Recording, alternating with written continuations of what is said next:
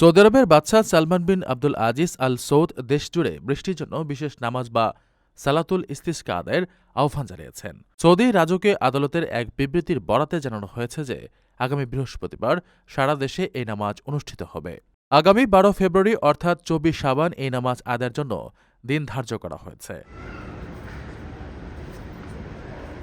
অনাবৃষ্টি ও খরা থেকে মুক্তি পেতে এবং মহান আল্লাহ রহমত কামনায় সৌদি আরবের সকল নাগরিক ও বাসিন্দাদের এই নফল ইবাদতে শামিল হওয়ার জন্য বিশেষ অনুরোধ জানানো হয়েছে।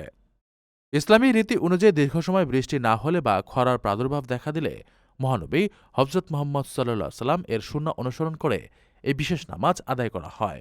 রাজকীয় আদালতের ওই বিবৃতিতে মহান আল্লাহর কাছে তওবা ও ক্ষমা প্রার্থনার মাধ্যমে বৃষ্টির জন্য দোয়া করার আহ্বান জানানো হয়েছে, যাতে আল্লাহ দেশ ও জাতির উপর কল্যাণকর বৃষ্টি বর্ষণ করেন।